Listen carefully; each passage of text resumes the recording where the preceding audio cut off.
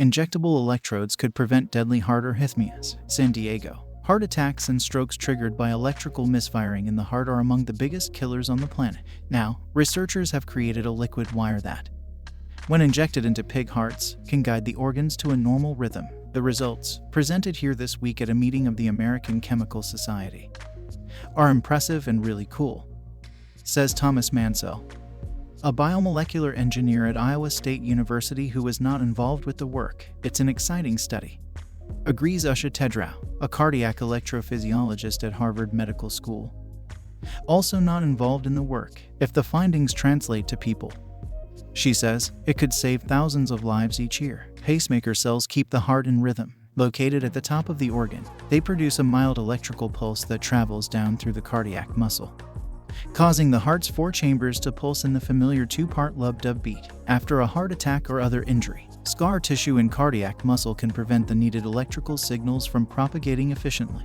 The result is often arrhythmias that can either cause the heart to flutter quickly or beat too slowly, conditions that can lead to a stroke or heart attack. Medications and a procedure known as ablation therapy, in which some of the pacemaker cells are frozen or fried, can help. Other patients must have a defibrillator implanted. If the device detects arrhythmia, it sends a powerful electrical pulse to the top of the heart to shock the muscle back into normal rhythm. It can be painful. Patients never know when they'll be shocked, says Elizabeth Cosgrove-Hernandez, a biomaterials engineer at the University of Texas, Austin. Many wind up with chronic anxiety and depression. Cardiologists would love to use an electrode that delivers a milder and potentially less painful pulse, not only to the top of the heart, but also to the lower chambers. One option is to thread a thin metal electrode through a coronary vein on the outside of the heart to reach the middle regions of the heart, where it can stimulate the heart's lower chambers. But the coronary veins of many patients are too narrow or have partial occlusions, making that impossible. In hopes of getting around this problem, Cosgrove-Hernandez and her colleagues set out to create a liquid-like gel they could inject throughout the length of a coronary vein. The gel would then rapidly harden into a conductive, flexible plastic.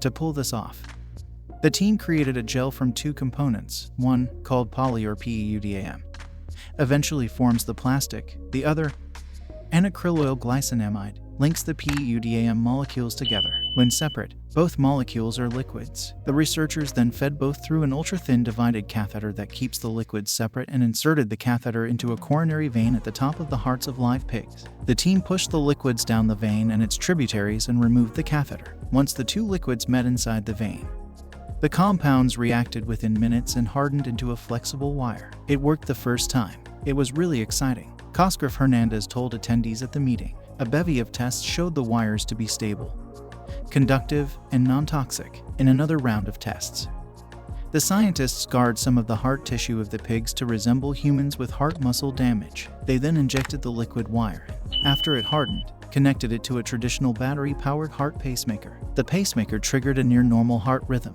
The high-intensity shocks patients receive today can't match that performance, says team member Mehdi Razavi, a cardiologist at the Texas Heart Institute. Getting these potentially life-saving flexible wires into human hearts remains a way off, Cosgrove-Hernandez says. She notes that before that happens, the team needs to test the injectable wires in animal models of heart disease. Tedrau adds that the material will also need to prove stable and safe in long-term studies in animals before human trials can be attempted.